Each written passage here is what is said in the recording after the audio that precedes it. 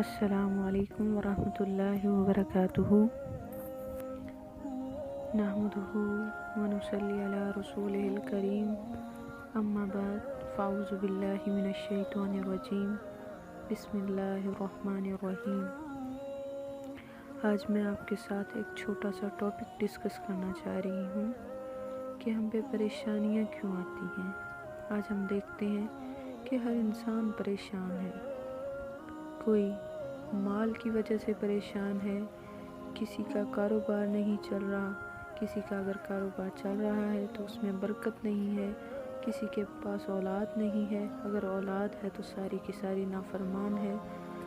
اور ہم یہ رونا روتے ہیں کہ جو بھی چیزیں ملتی ہیں ملاوٹ والی ملتی ہیں، اور اگر کوئی مر جاتا ہے ہسپتال میں تو یہی کہتے ہیں کہ ڈاکٹروں نے دوائیاں 2 نمبر دی ہیں۔ تو اب جو دینے والے ہیں میڈیسن وہ بھی انسان ہیں، جو لینے والے ہیں وہ بھی انسان ہیں۔ تو افراد سے معاشرہ بنتا ہے، اگر ہم خود کو صحیح کریں گے تو انشاءاللہ پورا معاشرہ، پوری سوسائٹی انشاءاللہ صحیح ہو جائے گی۔ تو پہلی بات ہمیں خود کو صحیح کرنا ہے، ہمیں خود کی اصلاح کرنی ہے پہلے۔ اب پریشانیوں کی 3 وجوہات ہیں۔ پہلی وجہ، اللہ پاک اپنے نیک بندوں کو آزماتے ہیں۔ دوسری وجہ، ہمارے جو اعمال ہوتے ہیں، ہمارے برے اعمال کی وجہ سے ہم پہ پریشانیاں آتی ہیں۔ اور تیسری وجہ، اللہ کی ناشکری کرنے کی وجہ سے۔ پہلی وجہ، اللہ کے نیک بندوں پر ہمیں پتہ ہے کہ تمام انبیاء اللہ کے نیک اور برگزیدہ بندے تھے، اور ان سے نیک کوئی دنیا میں نہیں آیا اور نہ کوئی آئے گا۔ تو ان پر بھی پریشانیاں آئیں۔ ہمارے پیارے نبی صلی اللہ علیہ وسلم کو مصائب کا سامنا کرنا پڑا، ان پہ پتھر برسائے گئے، انہیں طرح طرح کی تکلیفیں دی گئیں، حتیٰ کہ انہیں مکہ چھوڑ کر مدینہ ہجرت کرنا پڑی۔ تو جو لوگ، اللہ تعالیٰ فرماتے ہیں کہ میں اپنے بندوں کو آزماتا ہوں، وَلَنَبْلُوَنَّكُمْ بِشَيْءٍ مِّنَ الْخَوْفِ وَالْجُوعِ، میں انہیں آزماتا ہوں خوف سے، بھوک سے، وَنَقْصٍ مِّنَ الْأَمْوَالِ، اور مال کی کمی سے، وَالْأَنفُسِ، اور جانوں کی کمی سے، وَالثَّمَرَاتِ، اور پھلوں کی کمی سے۔ اور ایسے لوگ جب انہیں مصیبت پہنچتی ہے تو وہ کہتے ہیں اِنَّا لِلَّهِ وَإِنَّا إِلَيْهِ راجعون۔ تو نیک لوگ ہمیشہ یہی کہتے ہیں کہ اللہ پاک، اگر میرا مال تیرے پاس آ گیا تو کوئی بات نہیں، اگر میرا اولاد تیرے پاس آ گئی ہے تو کوئی بات نہیں، مجھے بھی ایک دن تیرے پاس لوٹ کر آنا ہے۔ تو وہ ہمیشہ قالوا انا للہ وانا الیہ راجعون کی صدا لگاتے ہیں۔ لیکن دوسری طرف کچھ لوگ ایسے ہوتے ہیں جو اللہ تعالیٰ کی کنارے پہ کھڑے ہو کے عبادت کرتے ہیں۔ اب کنارے پہ کھڑے ہونے سے مراد نہر کا کنارہ نہیں ہے یا سمندر کا کنارہ نہیں ہے، یہ ایسے لوگ ہیں جو اللہ کی عبادت تو کرتے ہیں، لیکن جیسے ہی ان پہ کوئی پریشانی آتی ہے، کوئی مصیبت آتی ہے تو وہ کہتے ہیں ساری مصیبتوں کے انبار میرے اوپر ہی کیوں ٹوٹتے ہیں، اللہ ہمیشہ مجھ پر ہی مصیبتیں کیوں بھیجتے ہیں۔ مطلب یہ کہ وہ اللہ کی ناشکری کرتے ہیں، وہ بے صبری کا مظاہرہ کرتے ہیں۔ تو اللہ پاک فرماتے ہیں کہ ایسے لوگوں کے لیے دنیا میں بھی خسارہ ہے، گھاٹا ہے، اور آخرت میں بھی خسارہ ان کا مقدر ہے۔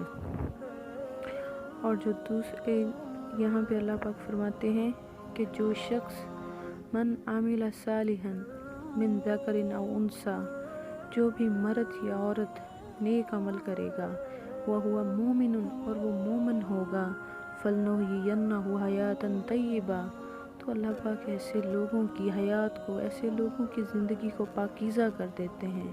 اللہ پاک ان کے لیے نیکی کے کاموں میں آسانیاں پیدا فرما دیتے ہیں، اور اللہ پاک ان سے نیکی کے کام لیتے ہیں، اور وہ غیر ارادی طور پر بھی نیکی کے کام کرتے ہیں۔ اور اس کے مد مقابل کچھ ایسے لوگ ہوتے ہیں وَمَنْ أَعْرَضَ عَنْ ذِكْرِي فَإِنَّ لَهُ مَعِيشَةً ضَنْكَ، اللہ پاک فرماتے ہیں کہ جو میرے ذکر سے، میرے قرآن سے، میرے احکام سے، میری نصیحتوں سے اعراض کرتے ہیں، منہ پھیرتے ہیں، انہیں دنیا کی پڑی ہوتی ہے، انہیں دنیا کے متاع کی، دنیا کے سامان کی ضرورت ہوتی ہے، اور وہ اس کے پیچھے بھاگتے ہیں۔ फ़इन्न लहू मईशतन ज़नका, तो अल्लाह पाक फरमाते हैं मैं ऐसे लोगों की ज़िंदगी तंग कर देता हूँ। व नहशुरुहु यौमल क़ियामति आमा, और ऐसे लोगों को क़यामत के दिन अंधा करके उठाऊँगा। अस्तग़फिरुल्लाह, अल्लाहुम्मा ला तजअलना मिनहुम। तो वो लोग कहेंगे वो क़ाल रब्बा लिमा हशरतनी आमा, कि अल्लाह तूने मुझे अंधा करके क्यों उठाया है। वक़द कुन्त बसीरा, मैं तो देखता था, मैं तो दुनिया में बसारत रखता था, मेरे पास आँखें थी। तो अल्लाह पाक फरमाएंगे क़ाल कज़ालिका आततका आयातुना, तेरे पास मेरी आयतें आई, तेरे पास मेरा कुरान आया, तेरे पास मेरे नबी आए, तेरे पास मेरे कुरान का तज़किरा किया गया, मेरी नसीहतों का तज़किरा किया गया। अस्तग़फिरुल्लाह, अल्लाहु अकबर कबीरा। फ़नसीतहा, तो तूने उसे भुला दिया। वकज़ालिका यौमल तुनसा, तो आज के दिन मैं तुझे भुला दूँगा। अस्तग़फिरुल्लाह, अल्लाह पाक हमें अरा शुमार उन लोगों में ना करें। और दूसरी वजह मसाइब की हमारे अपने गुनाह हैं, हमारे अपने हाथों की कमाई है। अल्लाह पाक कुरान पाक में फरमाते हैं वमा असाबकुम मिन मुसीबतिन, कोई भी मुसीबत जो तुम्हें पहुंचती है फबिमा कसबत ऐदीकुम, वो तुम्हारे हाथों की कमाई है। जो तुम्हारे बुरे अमाल हैं वो मुसीबतें उन्हीं का नतीजा हैं। वययाफ़ु अन कसीर, और मैं तो बहुत से गुनाहों से दरगुज़र करता हूँ। और अभी तो अल्लाह पाक हमारे बहुत से गुनाह अपनी रहमत से मुआफ़ फरमा देते हैं, वरना जितने हमारे गुनाह हैं हम तो यहाँ ज़िंदा रहने के काबिल भी ना रहें, लेकिन अल्लाह पाक दरगुज़र फरमाते हैं। अल्लाह पाक हमारी छोटी छोटी नेकियाँ, किसी को रास्ता पार करवा देना, किसी की हेल्प कर देना, किसी को समझा देना, किसी तक दीन की बात पहुँचा देना, अल्लाह पाक ऐसी छोटी छोटी नेकियों की वजह से हमसे दरगुज़र फरमाते हैं। अल्लाहु अकबर कबीरा। और आखिरी वजह अल्लाह ताला की नेमतों की नाशुक्री है।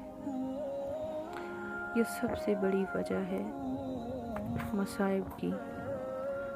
अल्लाह पाक ने हमें हाथ दिए, पाँव दिए, आँखें दी, सब कुछ दिया है, लेकिन फिर भी हम अल्लाह ताला की नेमतों का शुक्र अदा नहीं करते।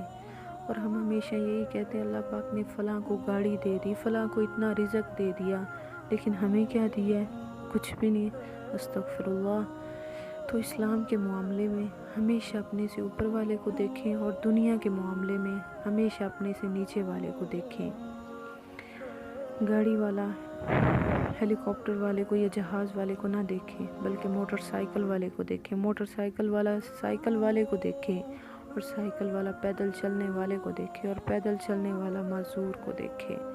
तो हमेशा अल्लाह का शुक्र अदा करना चाहिए। शेख सादी रहमतुल्लाह अलैह फरमाते हैं कि मैं एक दफ़ा मुझे हदीस मैंने सुनी कि जो भी चीज़ मांगनी हो अल्लाह से मांगो, चाहे जूते का तस्मा ही क्यों ना टूट जाए, वो भी अल्लाह से मांगो। तो मेरे पास जूते नहीं थे, मैं रोज़ अल्लाह पाक से जूते मांगता कि या अल्लाह मुझे जूता दे दे। तो 7 दिन हो गए लेकिन मुझे जूता ना मिला। तो मैंने अपनी पगड़ी, अपनी टोपी वगैरह वहीं पे फेंकी और कहा कि जो अल्लाह मुझे जूता नहीं दे सकता उसने मुझे क्या देना। अस्तग़फिरुल्लाह। तो शेख सादी रहमतुल्लाह अलैह फरमाते हैं कि मैं बाहर गया, तो तब उस ज़माने में हौज़ हुआ करते थे, ये टैब वगैरह नहीं होती थी।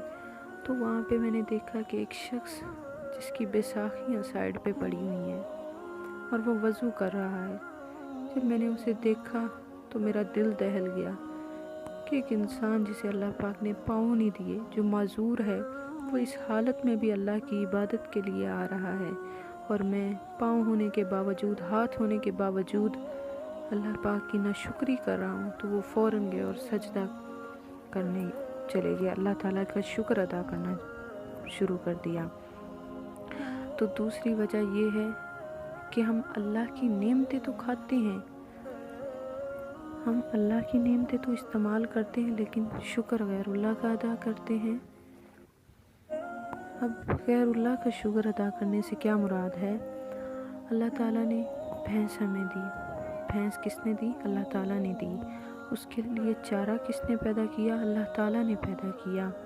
और उसे बांधने की ताकत, इतना बड़ा जानवर है, लेकिन अल्लाह पाक ने हमें हिम्मत दी उसे काबू करने की, اور اس سے دودھ نکالا کس نے؟ اللہ تعالیٰ نے، لیکن وہی دودھ ہم حضرت عبد القادر جیلانی کے نام کا دے دیتے ہیں، 11ویں کے نام کا دے دیتے ہیں، تو اللہ پاک کو کتنا غضب آتا ہوگا، کتنا غصہ آتا ہوگا۔